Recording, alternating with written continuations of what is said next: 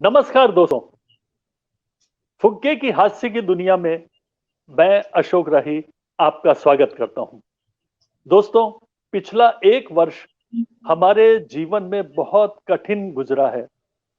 सारे साल हम एक महाबीमारी से पीड़ित रहे हैं, लेकिन ये वर्ष एक नया उत्साह, नई हास्य की किरणें लेके आया है।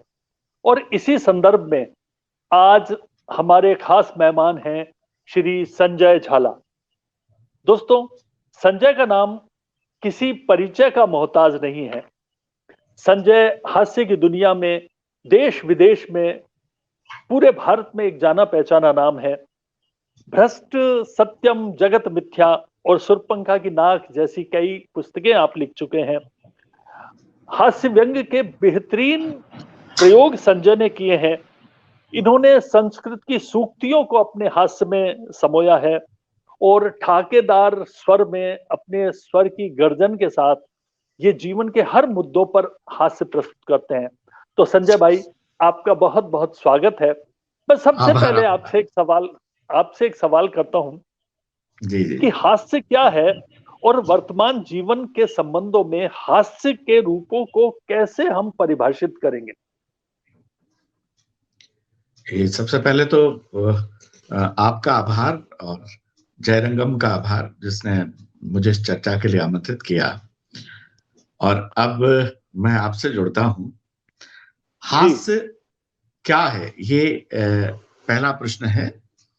और जैसा कि मैं देखता हूं, हास्य एक परमात्म भाव है। भगवान वाह भगवान शिव इसके नियामक देवता है।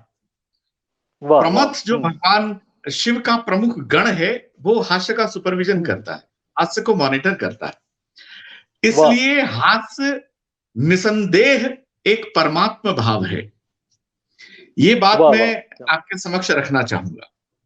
जी। वो वो नैसर्गिक है।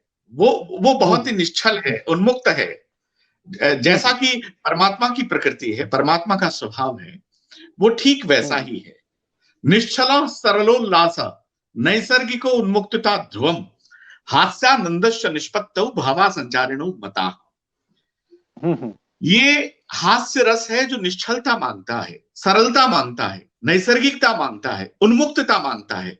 वही भाव जो परमात्मा का और देवताओं का भाव है। अब वाह मैं वाह वाह। आपके दूसरे प्रश्न पर आता हूं। हाँ हाँ। संबंधों में जी। हास्य को अगर मैं नए नए सिरे से परिभाषित करूं तो वाह। कहूंगा कि अ, भाई की हंसी ताकत समाई है। हम्म भाई की हंसी, जब भाई हंसता है, भाई की हंसी ताकत समाई है। बहन की हंसी हम्म। मजबूत कलाई है। बहन की हंसी मजबूत कलाई है। पिता की हंसी बेटे की कमाई है। मां की हंसी प्रभु की प्रभुताई है। वाह वाह वाह, क्या बच्चे बात की है। हंसी पीर की भुलाई है। आगे आपका ध्यान वाह। चाहूंगा। बच्चे की हाँ हाँ। हंसी पीर की भुलाई है। बेटी की हंसी बाप की दवाई है। वाह वाह। प्रेमिका की हंसी हवा हवाई है। और लुगाई की हंसी जेब की सफाई है। वाह ये वाह वाह वाह। वाह संजय। संबंधों को बहुत। लेकर हंसी का भाव है। वाह वाह। संजय, आप अपनी कुछ जो बेहतरीन चुनिंदा और मनपसंद आपकी कविताएं हैं, उससे ही अब शुरू करते हैं। जी, सुनाए संजय भाई। जी जी। आ, मैं मेरी शुरुआती रचनाओं से आपसे जुड़ता हूं। और वाह।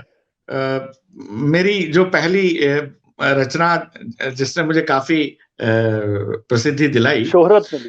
वो सरकारी कर्मचारी वर्सेस पाकिस्तान। वो एक वाह फंटासी है। वाह। आप कल्पना कीजिए कि भारत सरकार एक निर्णय लेती है, और वो निर्णय ये है कि इस बार पाकिस्तान से युद्ध करने के लिए हमारे सैनिक नहीं जाएंगे, बल्कि सरकारी कर्मचारी जाएंगे। तो अच्छा अच्छा। वहां जो माहौल पैदा होता है, जैसे सरकारी कर्मचारी दफ्तर में काम करते हैं, हाँ हाँ। जिस दिन अफसर होता है उस दिन बाबू नहीं होता। जिस दिन बाबू होता है उस दिन अफसर नहीं होते। जिस दिन दोनों होते हैं उस दिन काम नहीं होता, और जिस दिन काम होता है उस दिन दोनों नहीं होते। तो आप तो उस सिस्टम के हिस्से हिस्से रहे हो। जी यही जी बिल्कुल। कविता का मूल कथ्य है, मूल भाव है। तो मैं आपको इसको हाँ, एक छोटा सा अंश सुनाता हूं आपको। वाह वाह, सुनाइए। पाकिस्तान की सेना तो ठीक 7 बजे सीमा पर आ गई है। एक बीच छोटा सा हाँ हिस्सा हाँ मैं आपको सुनाता हूं।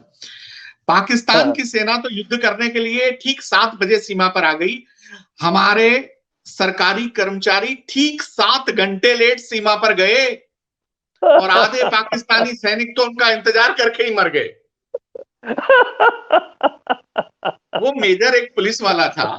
वो बोला, यार तुम जल्दबाजी में हमेशा गलत कदम उठाते, 7 घंटे हाँ लेट हाँ आए, आधी सेना मारी हाँ गई, जल्दी आने की क्या जरूरत थी? जो 14 घंटे लेट आते तो हम सबको मरा हुआ ही पाते। आधे पाकिस्तानी सैनिकों को मरा हुआ देखकर सरकारी कर्मचारी नशे में भूल गए। सबने बंदूकें उठा ली, पर बंदूकें थी खाली। पता चला कि गोलियों का डिब्बा तो धर्मशाला में ही भूल गए। वाह वाह, क्या फैंटेसी। हाँ, मेजर बुला फिर रहे, यार चतुर्वेदी तेरी जिम्मेदारी थी, गोलियों का डब्बा कटस है। बोले सर मैंने हाँ तो द्विवेदी को बोल दिया था। अरे बोले हाँ द्विवेदी तेरी जिम्मेदारी थी, गोलियों का डब्बा कटस है। बोले सर मैंने तो त्रिवेदी को बोल दिया था। अब जल्दबाजी में गोलियों का डिब्बा लेने एक नगर पालिका के बाबू को भिजवाया और बाबू 10 दिन बाद में गोलियों का डिब्बा लेकर आए। मेजर बोला, रहे मराएगा, 10 दिन बाद में गोलियों का डिब्बा लेकर आए, मराएगा? बाबू बोले क्या मराएगा, बंदा सरकारी कर्मचारी, पहले 10 दिन का टीएडी उठाएगा। तो सही है। ये एक बहुत जैसे वो दफ्तर में काम करते हैं वैसे युद्ध करते हैं। ये मेरी पहली रचना थी जिसने मुझे काफी आप लोगों का स्नेह मिला, बहुत बहुत प्यार मिला जनता वाह का। वाह, हाँ बिल्कुल बिल्कुल, अद्भुत रचना है। और सुनाए है संजय भाई जी। जी जी जी। इसके बाद मैंने एक सिचुएशन मेरी रचना है, हाँ, मेरे गोरे गोरे गाल तो मैं क्या करूं। आपने भी निसंदेह बड़े वो सुनी है। बड़ा हाँ जैसा कि मुझे स्मरण है कि मैं सुनाता हूं आपको। एक हाँ नायिका हाँ कहती है, किम करवाणीम कपिल कपौलो में, अर्थात मेरे गोरे गाल हैं, इनका मैं क्या करूं। हम्म, मैंने देश के 6 शिष्ट विशिष्ट कवियों को लिया। इनमें डॉक्टर हरवंश राज बच्चन, काका हाथरसी, सुमित्रानंदन पंत, अटल बिहारी वाजपेयी, कवि प्रदीप, ऐसे बड़े, श्याम नारायण जी पांडे जिन्होंने हल्दी घाटी महाकाव्य लिखा। इन हाँ 6 हाँ, कवियों के सामने मैंने इसे समस्या माना। उनके वाह, सामने अगर ये समस्या आती तो ये अपनी विधा में, अपनी शैली में किस प्रकार से हाँ उसका हाँ, प्रयोग करते। ये हास्य का दूसरा प्रकार है, बहुत ये विलक्षण है। और मेरे श्रद्धेय गुरु ओम प्रकाश जी आदित्य से हाँ हाँ, जी, ये मैंने सीखा। उनकी जो बहुत प्रसिद्ध कविता थी, हालांकि उन जैसा तो नहीं है, मैं बहुत विनम्रता पूर्वक कहूंगा, लेकिन आपको आनंद आएगा। नायिका कहती है, हम्म मेरे गोरे गोरे गाल तो मैं क्या करूं। नायक, ये हम्म, कवि क्या कहते हैं, डॉक्टर हरवंश राय जी बच्चन क्या कहते हैं। ये वाह, सिचुएशनल, हाँ स्थितिगत हास्य है। इसमें शैली का, भाव का, शब्द का, भाषा का आपको प्रयोग देखने को मिलेगा विद हाँ हाँ, एब्सर्डिफिकेशन, विकृति, fantasy, allegory and absurdification creates the laughter. इनमें तीनों चीजों को का रूप मिलेगा, आपको समन्वय मिलेगा हम्म, और आपको आनंद आएगा। मैं प्रारंभ करता हूं। बच्चन जी की आपने मधुशाला पढ़ी होगी, आपने सुनी होगी। बच्चन जी हाँ जिस बिल्कुल, प्रकार से, ये अनुकृति है, हाँ विकृति, मिमिक्री, अनुकृति से हास्य निकलता है। हास्य के जो हाँ 6 हाँ, रूप हैं, शब्द, भाव, भाषा, स्थिति, ध्वनि, अनुकृति, इत्तेषु विकृतिर हास्यम, इनमें एब्सर्डिफिकेशन, हास्य उसका एक प्रकार।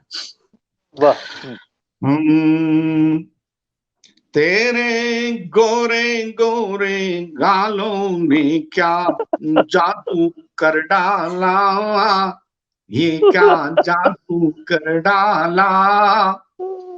गाल तेरे मुझको यूं लगते जैसे हाला का प्याला, जैसे हाला का प्याला, हाला का वाह प्याला।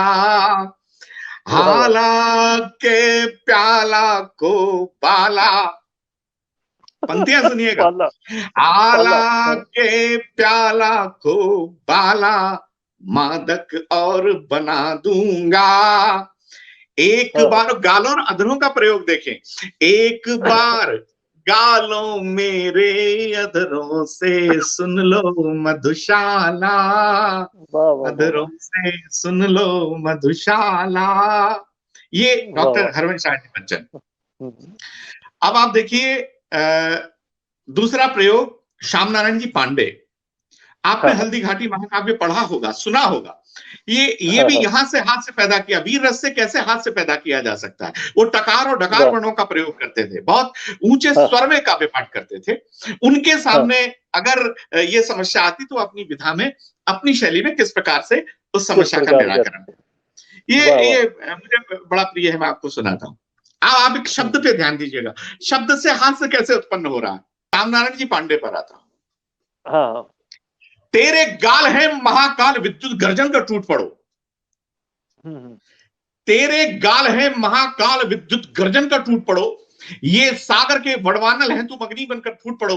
हे रणचंडी चंड प्रचंडी खंड खंड कर बुद्धंडों को, हे अग्नि धर्मा शोणित करवा कर खंडित तू पाखंडों को। तेरे गालों के दावानल से कोई नहीं बच पाएगा, तो इन गालों का बम बना ले, पाकिस्तान जल जाएगा।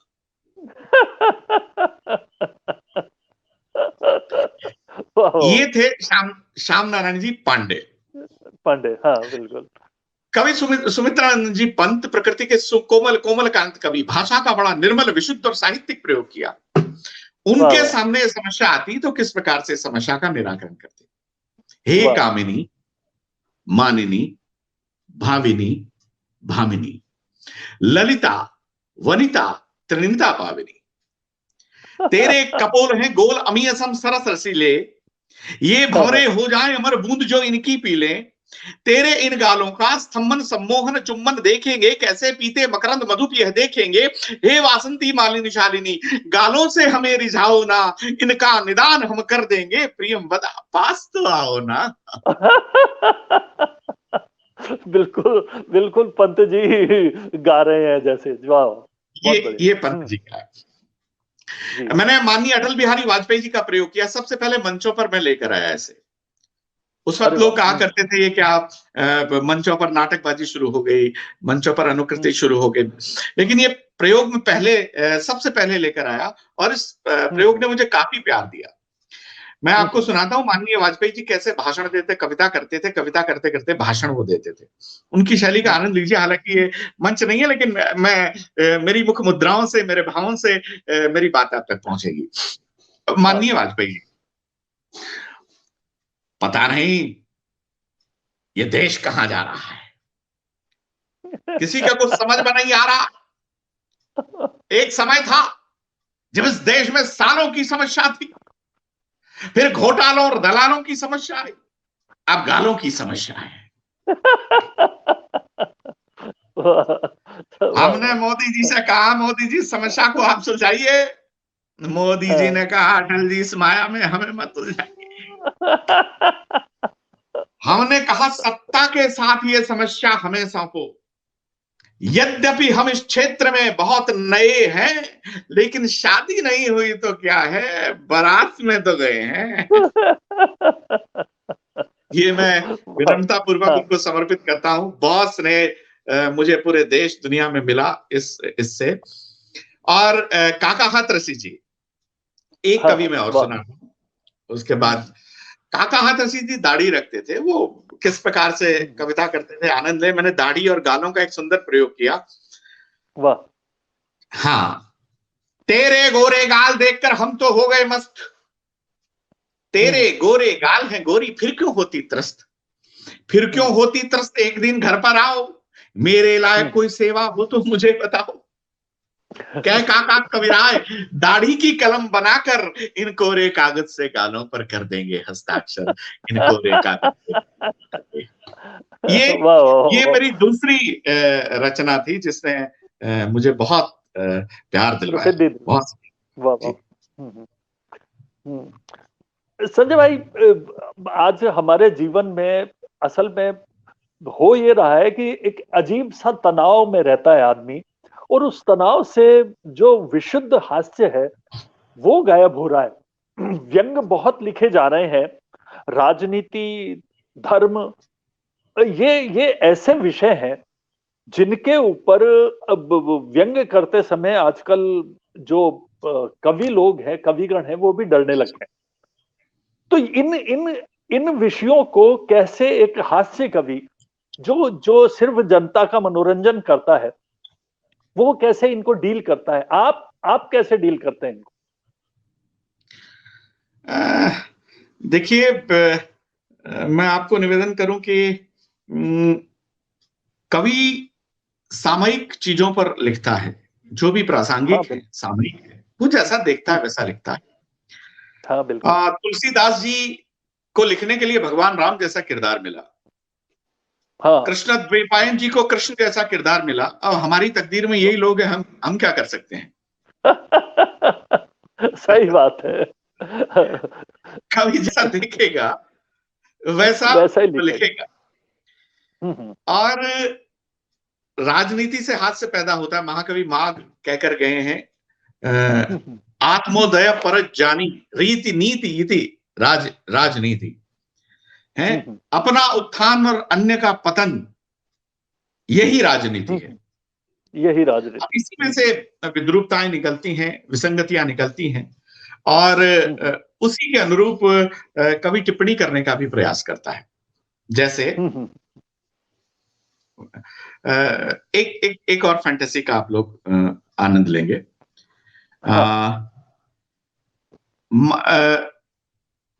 शेषनाग एक दिन पृथ्वी से बोले, शेषनाग एक दिन पृथ्वी से बोले, तुझे ढोते ढोते मैं हो गया हूं परेशान, हे मैया देख लो कोई और स्थान। पृथ्वी बोली कि शेषनाग ठीक है, तो मैं कोई और स्थान खंगालती हूं, लेकिन तुम ध्यान रखना, मैं अपनी छाती पर तुमसे बड़े बड़े पालती हूं। वाह वाह वाह वाह, क्या बात। मैं गहरा अपनी व्यंग्य। छाती पर तुमसे बड़े बड़े पालती हूँ, बड़े बड़े पालती हूं। तो बोले नहीं हो रहा विश्वास, तो मेरे साथ नहीं होता विश्वास 1% तो फिर मेरे साथ चलो पार्लियामेंट। वाह। शेषनाग और पृथ्वी दोनों पार्लियामेंट पहुंचे, और शेषनाग ने पहली बार पृथ्वी पर फेस नाग देखे। फेस नाग। विशेष, हाँ, श्वेत नाग देखे, श्वेत नाग, श्वेत जिसे श्वेत नाग देखे, फेस नाग देखे। तो उन दोनों में कंपैरिजन होता है, दोनों में तुलना होती है। और शेषनाग कहते हैं कि मेरे पास 1000 फण हैं। उधर से श्वेतनाग बोलता है हमारे पास 1000 फन हैं। शेषनाग बोलते हैं कि मेरे पास मणि है, तो श्वेतनाग बोलता है मेरे पास मणि है। तो कहता है कि हाँ, मेरे पास जहर है, कालकूट विष है, जहर है। तभी एक श्वेतनाग बोला, जिसे तुम जहर कहते हो, कालकूट कहते हो, उसे हम राजनीति कहते हैं, उसे हम राजनीति कहते हैं। तो राजनीति का तो ये प्रभाव है, और राजनीति के बिना ये संभव नहीं है। कविता, आज की कविता तो विशेष रूप से संभव नहीं है। जहां तक धर्म की आपने बात की, धर्म की आपने बात की, आज धर्म की पराभव की स्थिति है, धर्म के पराभव की स्थिति है। आप ये देखिए, पहले बाजार में धर्म होता था, बाजार में धर्म होता था, लेकिन आजकल धर्म का बाजार है, धर्म में बाजार, धर्म में आपने बाजार। सुना होगा, धर्म का बाजार है। आपने देखा होगा आजकल बहुत से ऐसे चमत्कारी यंत्र टीवी पर ऐसे बहुत से विज्ञापन आते रहते हैं। तो एक व्यक्ति विज्ञापन कर रहा था, ये है हनुमान चालीसा यंत्र। ये यंत्र इतना प्रभावी है, इतना प्रभावी है, इतना प्रभावी है कि इसे मोदी जी ने पहना था, वो देश के प्रधानमंत्री हैं। इसे अभी बाइडेन ने पहना, वो अमेरिका के राष्ट्रपति हैं। ये ट्रंप ने नहीं पहना। परिणाम आप जानते हैं। ये यंत्र इतना प्रभावी है कि अभी साक्षात हनुमान जी अपने लिए एक लॉकेट लेकर गए हैं और राम और लक्ष्मण के लिए ऑर्डर देकर गए। तो ये धर्म के पराभव की स्थितियां हैं, और मैं समझता हूं कि धर्म पूरी तरह मार्केटिंग का विषय हो गया है, और मार्केटिंग क्या बल्कि मार्केटिंग का विषय हो गया है। मार काटेंगे, बिल्कुल बिल्कुल। ये यही यही विद्रूपताएं हमारे समाज को, देखिए हमारे समाज में हास्य की बहुत बड़ी परंपरा रही है, और विशेषकर नाटकों में तो हास्य नाटक एक से एक लिखे गए हैं। और आपके जो प्रिय गुरु हैं व्यंग्य के, शरद जोशी साहब, उनका बहुत ही मशहूर नाटक है कि एक था गधा उर्फ लादात खां, और हिंदी में राजनीति का वो सर्वश्रेष्ठ व्यंग्य नाटक माना जाता है। तो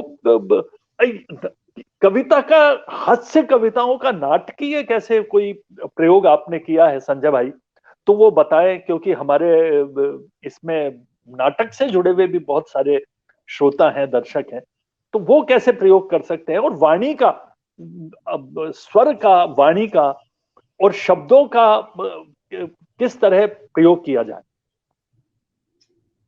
जरूर जरूर। रूपक के भेद में आप तो जानते हैं, सर्वप्रथम भरत मुनि ने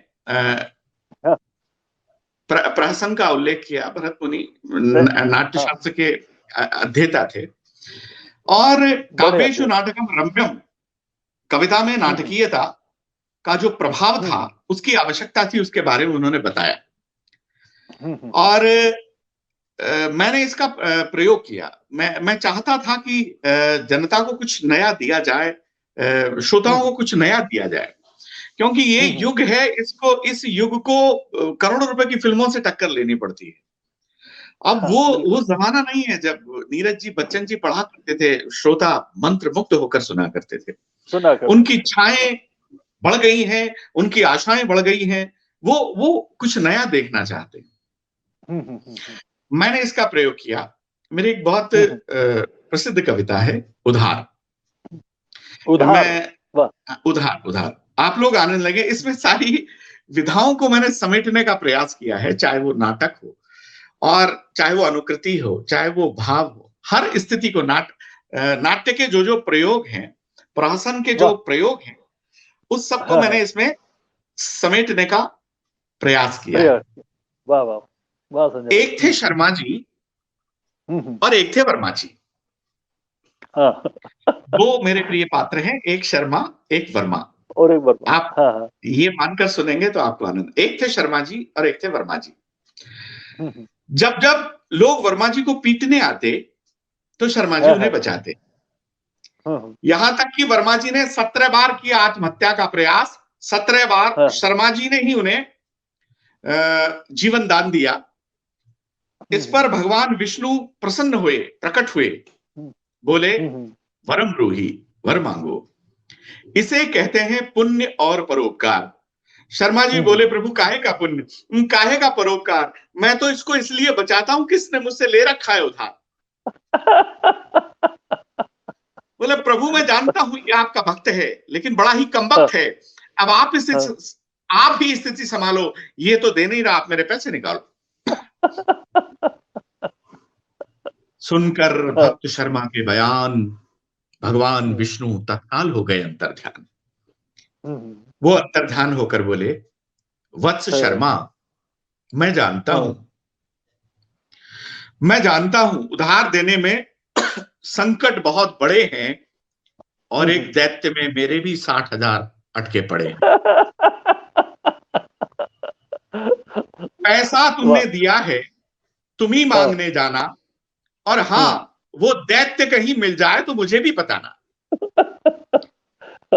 ये बात सुनकर शर्मा जी का दिमाग चकराया।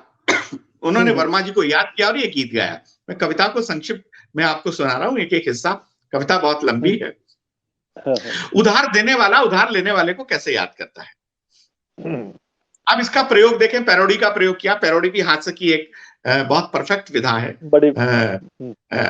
पैरोडी, उससे हास्य उत्पन्न होता है, आप सुनिएगा। उधार देने वाला उधार लेने वाले को कैसे याद करता है। कि सुन मेरे बंधु रे, सुन मेरे मितवा, सुन मेरे जाती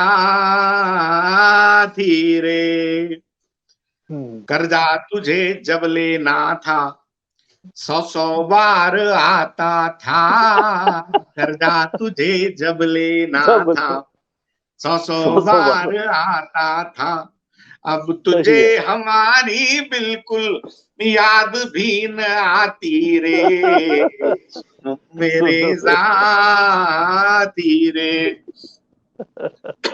लेकर तूने मुझसे उधार, बीबी को बनाया हार, तेरी बीबी पहन उसे मेरी बीबी को चिढ़ाती रे, सुन मेरे साथी। तो बड़ी विलक्षण स्थितियां आती हैं। इसका कथानक भी, इसके प्रयोग भी जो हो सकते थे, और ये मेरी भी प्रिय रचना है।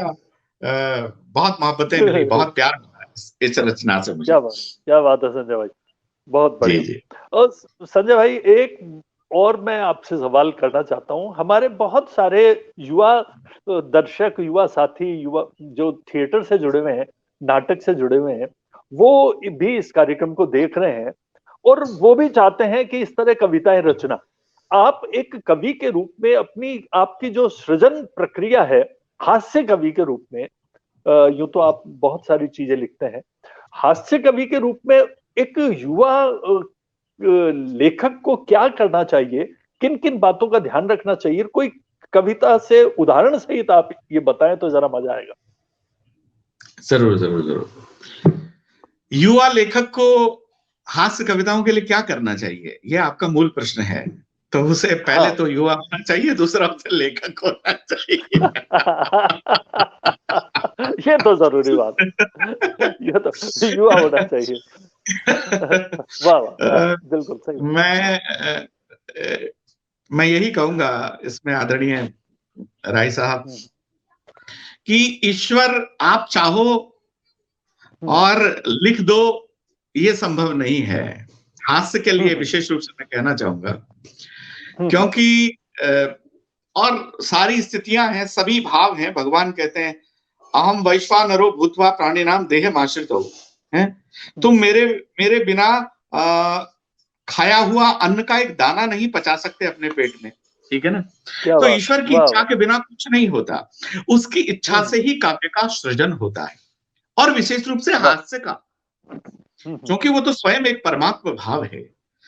हास्य के लिए जिन चीजों की आवश्यकता है वो मैंने पहले आपको निवेदन किया, कि एक हास्यकार का निश्चल होना आवश्यक है, नैसर्गिक होना आवश्यक है, उसका सरल होना आवश्यक है। ये तीनों गुण उसको न केवल एक अच्छा हास्य कवि बनाते, बल्कि ये तीनों गुण उसे एक अच्छा मनुष्य भी बनाते, मनुष्य भी। बहुत जरूरी है, बहुत बढ़िया संजय भाई। हाँ बिल्कुल। और इसके साथ मैं कहूंगा कि एक हास्यकार को अपने अनुभवों को सार्वजनिक करना चाहिए, सार्वभौमिक करना चाहिए।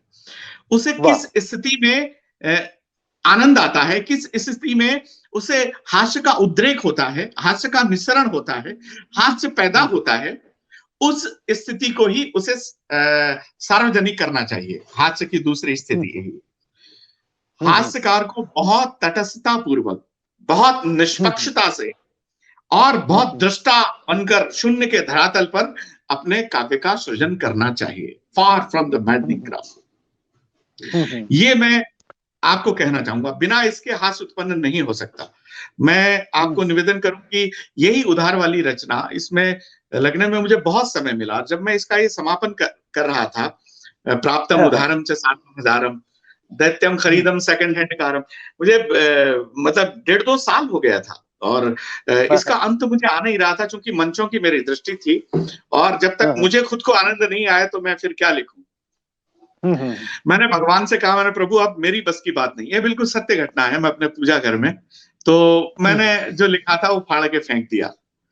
वही पूजा घर में मुझे प्रेरणा मिली, और फिर इसका अंत लिखा गया कि भगवान क्या कहते हैं, भगवान से क्या कहता है जिसने उधार लिया। आप कल्पना कीजिए, फैंटेसी देखिए, भगवान ने किसी को उधार दिया है, ठीक है, वो नारद जी से पूछते हैं, हे नारद, जिस आदमी ने मुझसे उधार लिया उसने क्या किया। अब आप कल्पना कीजिए कि नारद जी भगवान को क्या कहते हैं। वो कहते हैं प्राप्तम उधारम च साठम हजारम, दैत्यम खरीदम सेकंड हैंड कारम बहुधा च पीटम पीटम रिपीटम किंतु न लेतम एकम डकारम ऋणम गृहीत्वा पीत्वा च बियर मम समक्षे कृत्वा च चीयर दिल्ली कैंटे च रेस्टोरेंटे च कटकंती मुर्गम विदाउट मम फियर ओम ह्रीं क्लीं तत्वानि स्वाहा ह्रीं क्लीं एतत् प्रकाराणि तत्वानि स्वाहा ऋणम कृत्वा पुनम दत्त्वा एतत् प्रकाराणि कुतत्वानि स्वाहा वर्मा टाइप शर्मा टाइप दैत्यम टाइप चीटिंग बाधा नगरम गत्वानि स्वाहा स्वाहा स्वाहा। अब इसमें तमाम प्रयोग आप उसको देख सकते हैं, नाट्य के प्रयोग भी हैं, भाव के भी हैं, भाषा के। हाँ बिल्कुल, हाँ वाह संजय भाई, बहुत बिल्कुल आनंद आपने मान दिया, और सचमुच एक बहुत बहुत सार्थक हास्य को लेकर अपनी चर्चा हुई। और बस अब मैं तो अब जाते जाते आपसे कहूंगा एक छोटी रचना और आप सुनाएं तो बस आनंद आ जाए। जरूर जरूर जी हाँ, मैं जरूर एक अपनी, और वो आप सबको समर्पित करता हूँ, आपको आनंद आएगा, मेरे श्रद्धेय गुरु को वो समर्पित करता हूँ। रचना आदरणीय ओम प्रकाश जी आदित्य, उनसे प्रेरणा लेकर मैंने बहुत कुछ सीखा और बहुत कुछ लिखने का प्रयास किया। पति पत्नी के संबंधों पर इस रचना का शीर्षक है पति वर्सेस जगतपति। वाह, पति वर्सेस जगतपति। मैं इसके बीच बीच के कुछ अंश आपको सुनाऊंगा। रचना बहुत लंबी है, लेकिन आप सब लोग जुड़ जाएंगे, आप सब लोग आनंद लेंगे। एक नया नया पति है, वो भगवान के, नया नया पति है, वो भगवान के पास जाता है, उसकी जो गति होती है तो भगवान के पास जाकर अपनी पीड़ा को अभिव्यक्त करता है। उस स्थिति का आप लोग आनंद लें और भगवान से प्रार्थना करता है। भगवान सुन लो मेरा क्रंदन, करता हूं शत अभिनंदन, तेरे सारे काम अलग हैं, नाम अलग प्रतिमान अलग है, पूजन अर्चन अलग अलग है, नीति दंड विधान अलग है। तेरी सारी संरचना में मात्र पुरुष की धाक अलग है, 56 इंची सीने वाले इन मर्दों की बात अलग है। तुमने इस स्वच्छंद पुरुष की, उच्छृंखल आनंद पुरुष की कैसी हाय मुनादी कर दी, तुमने उनकी ऐसी तैसी करने उनकी शादी कर ये कहकर फूट फूट कर रोया और आंसू की जड़ी लगा दी, मैंने तो उर्वशी मांगी थी, तुमने सुरपनखा पकड़ा दी। बोले भाऊ भगवान मेरे बच्चे तू मेरी सुन, भले समझ की वो कच्ची है पर तेरी पत्नी तो अच्छी है। बोला यदि अच्छी है तो फिर तू ही उसके संग रह ले। आप लोग आनंद लीजिएगा, ये भक्त कह रहा है अपने भगवान से, दोनों का व्यंग विरोध देखे। बोला भगत यदि अच्छी है तो फिर तू ही उसके संग रह ले। फिर सृष्टि में भूचाल दिखेगा, अंबर से पाताल दिखेगा, साक्षात महाकाल दिखेगा, तुमको प्रभु भटिंडा से फिर डायरेक्ट भोपाल दिखेगा।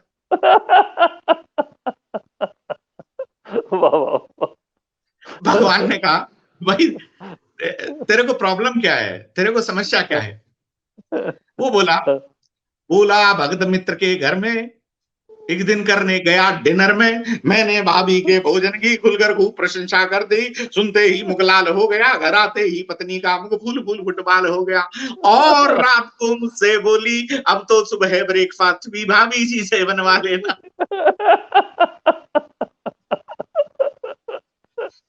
और एक दिन मत गई मारी, हाय करीना ने एक साड़ी एक पिक्चर में पहन रखी थी, मैंने बस इतना बोला था ये साड़ी अच्छी लगती है, घर आकर मुझ पर चिल्लाई, बिल्ली सी मुझ पर बिल्लाई, बोली मुझे छोड़ अच्छी लगती है दुनिया की हर एक लुगाई। और कोई सुंदर नवयुवती ऑफिस के या निजी कार्य से भूले भटके घर आ जाए तो भीतर से आकर बच्चों को आवाज लगाए, ये कहते बात रू आई है, बेटा डैडी से कह दोगे मिलने आज बुआ आई है। तो भगवान तुमको क्या बतलाएं, दिन भर वो बकबक करती है, स्त्री क्या मैं यदि भैंस की बात करूं तो शक करती, स्त्री क्या मैं यदि भैंस की बात करूं तो शक करती है। तो भगवान चक्र सुदर्शन धारो या फिर मुझ पर घोटा मारो, कर दो मेरा काम तमाम, त्राही माम त्राही माम। कविता यहाँ पूरी नहीं। मैंने कहा भगवान ने क्या जवाब दिया होगा, भगवान ने इस बात का क्या जवाब दिया होगा। भगवान ने तो भक्त ने तो अपनी प्रार्थना रख दी भगवान के समक्ष। भगवान ने क्या आनंद लेना विशुद्ध हास्य के साथ, जैसी उसने लिखवाई। भगवान बोले धीरज धारो, ऐसे अपने को मत मारो, तेरे तो बस एकमात्र है, मेरे तो 16,000 हैं। सही बात है। तेरे तो बस एकमात्र है, मेरे तो 16,000 हैं। तेरी तरह दुखी होकर मैं शंकर जी के पास गया था, बोले बोले आज रूठ कर देवी पीहर चली गई है। नर हो या के नारायण, सबकी हालत की जैसी है, तुमको बालक क्या बतलाएं, तू तो मेरे पास आ गया, बोल कहां पर हम सब जाए, बोल कहां पर। वाह वाह वाह वाह, ये बहुत पति, आप जानते हैं पति सदैव से हास्य का विषय रहा है, आप जानते हैं। बिल्कुल। और वैश्या, चेट, नपुंसक, विट, धूत, बंदकी, जैसा कि भरत मुनि ने कहा, बाद में उसे नेता भी जुड़ गए। तो पति, उपपति, ये सब हास्य का विषय रहे हैं। हाँ, बहुत बढ़िया संजय भाई, बहुत आनंद आया। और सचमुच एक विशुद्ध हास्य का अपना ये कार्यक्रम रहा, जबकि आज हो ये रहा है कि मंचों से चुटकुले और बिल्कुल दूसरी बातें ज्यादा कही जाने लगी है। खैर बहरहाल जैसा चल रहा है दुनिया में चलता रहेगा। तो दोस्तों, ये संजय झाला थे, जिन्होंने अपने हास्य कविता के क्षेत्र में बड़ा नाम स्थापित किया है, और एक स्तरीय हास्य और एक सामाजिक हास्य जिसका सब लोग अपने परिवार के साथ बैठ के आनंद ले सकते हैं, यही हमारा आज के कार्यक्रम का उद्देश्य था। और अब फुग्गे में अब हमको इस सेगमेंट से विदा दीजिए। नमस्कार। नमस्कार।